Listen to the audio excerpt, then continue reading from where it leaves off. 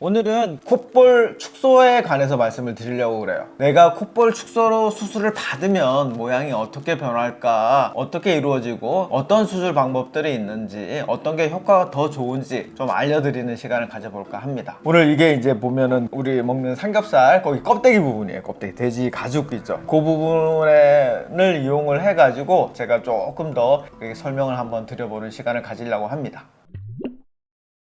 자, 우리가 콧볼 축소하기 전에 요 콧볼 길이를 한번 재보면 거의 한 6cm, 아래쪽은 7cm. 우리가 일반적으로 이제 콧볼 축소를 할 때 일반적인 경우는 요렇게 콧구멍 아래쪽 요 부분을 이렇게 자르게 됩니다. 콧볼 축소를 할 때 가장 중요한 거, 가장 신경이 많이 쓰이는 부분이 흉터. 그래서 흉터를 최대한 덜 생기게끔 또는 눈에 안 띄는 부분에 생기게끔 하는 거. 그리고 또 하나는 대칭. 양쪽 콧구멍 모양을 대칭. 자, 요렇게 여분의 피부 조직을 잘라내고 꿰맨 부분을 이어 붙이게 되면 콧볼이 요렇게 줄어들게 됩니다. 자, 한번 꿰매 볼게요. 그리고 이거는 제가 그냥 꿰매지만 최소한 흉터를 없애기 위해서 안쪽에 지방 조직이랑 이런 거 먼저 꿰매주고, 그 다음에 피부 아래 조직도 먼저 꿰매주고, 피부 압력을, 여기 꿰매를 찌는 부분이 압력을 최소한 받게 그렇게 해줘야 흉터가 안 남게 돼요. 자, 우리가 이렇게 보시면 공간이 여기 이제 이만큼 생겼잖아, 그쵸? 그러니까 코가 이렇게 당겨지는 거예요. 그러면서 콧볼이 주는 거지. 아까 여기 내가 6cm였잖아요. 지금 재볼까? 5.1cm, 0.9cm가 줄었어요.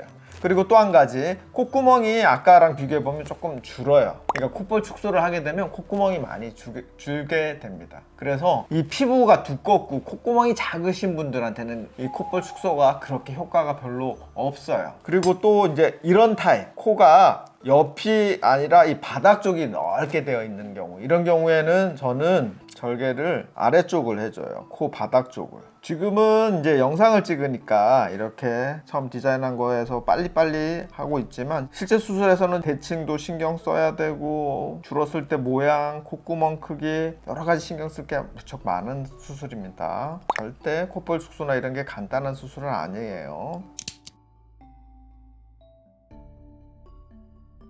자, 보시면은 요거는 아까 7cm였단 말이에요. 그럼 어느 정도 줄었는지 제가 볼게. 5.7cm, 한 1.3 정도가 줄었네, 그렇죠? 애초에 좀 콧구멍이 작은 환자분들은 시도하기 좀 어렵겠네요. 그렇죠. 그래서 콧볼 축소가 가장 큰 단점이 나 이거 다시 원래대로 돌아가고 싶어요, 이거가 안 되는 거예요. 왜? 이렇게 피부 조직을 잘라냈기 때문에. 그래서 또 다른 콧볼 축소 수술은 이제 흔히 그 내측으로 해가지고 실로 묶어주는 방법이 있어요. 그 경우에는 그 실을 제거를 하게 되면 원상 회복이 되거든요. 그것도 제가 간단하게 설명을 드리도록 하겠습니다.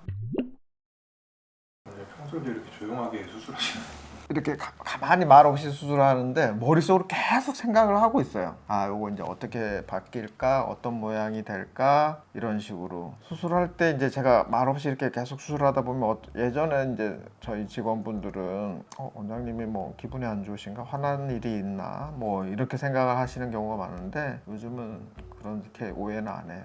제가 화났을 때는 소리를 막 오해할 일 없게. 나 화났어. 자, 보시면은 이제 이 경우에는 피부 조직을 잘라내지는 않고 이렇게 절개를 해요. 아시겠지만 콧볼에 있어가지고 요 폭, 특별히 피부 조직을 잘라내지 않아요. 그런데 이제 이렇게 해서 이쪽 부분에, 절개선 부분에 피부를 저희가 이렇게 떠요. 여기를 이렇게 코 바닥을 실이 이렇게 뚫고 지나가서 반대편으로 나오는 거야.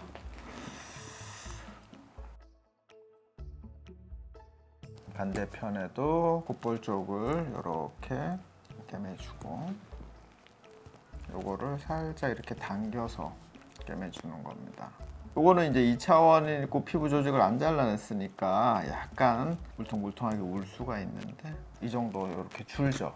길이를 한번 재보면 아까 6.3에서 지금은 줄어든 게 5.4, 이렇게 있으면 흉터도 심하지 않고 콧볼이 많이 줄죠. 여기 보면 실이 이제 느껴지는데 약간의 이물감이 있을 수 있게 돼요. 그리고 이제 웃으시면 콧볼이 평소에 이렇게 넓어지잖아요. 이렇게 넓어진단 말이에요. 그러면은 여기 한번 소리 한번 들어볼까요? 이렇게 툭 끊어지는 경우가 있어요.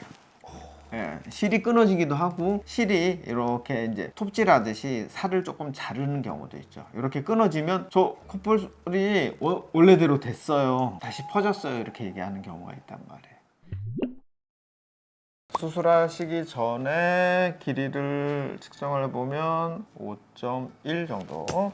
같은 수술 방법인데 이제 최근 들어가지고 이런 실, 이렇게 고정되어 있는, 단단하게 고정되어 있는 실을 이용하는 게 아니고 탄성이 있는 실을 이용을 하고 있습니다. 이게 특수 실입니다. 엘라스티쿰이라고 얘기를 하는데, 이게 보면 이렇게 늘어났다 줄었다 탄성이 있게 되죠. 그러니까 똑같이 고기를 들어가는데 저희가 이제 웃거나 뭐 이런 상황에서는 살짝 늘어났다가 다시 이제 줄어들고, 그렇기 때문에 이거는 뭐 실이 풀어진다든지 끊어진다든지 그런 일이 없죠. 아까 쓰시던 실과 비교해서 두께가 되게 두꺼워 보이는데 그래서 수술하는 게 조금 난이도가 있기는 해요.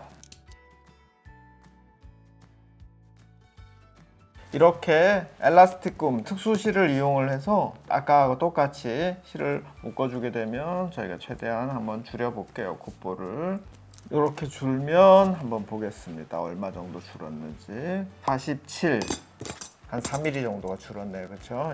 요 줄어드는 거는 얼마든지 실을 이렇게 당기는 정도의 강약을 둬서 조절할 수가 있어요. 이 방법은 보시면 이제 코가 뭐 우리가 웃거나 이럴 때 이제 늘어나잖아. 움직여도 다시 줄어든다는 거죠. 끝나면. 이전에 실로 묶었던 방법은 이게 보면 재발의 위험이 높다는 거죠. 이제 아래쪽 방법은 이거는 반영구적으로 재발을 하지 않는다는 겁니다. 그럼 이 방법이 제일 좋은 방법 아닌가요? 그렇죠. 이거는 원상 회복도 되고 재발도 잘하고, 그렇기 때문에 저는 최근에는 이 방법으로 콧볼 축소를 많이 시행하고 있습니다.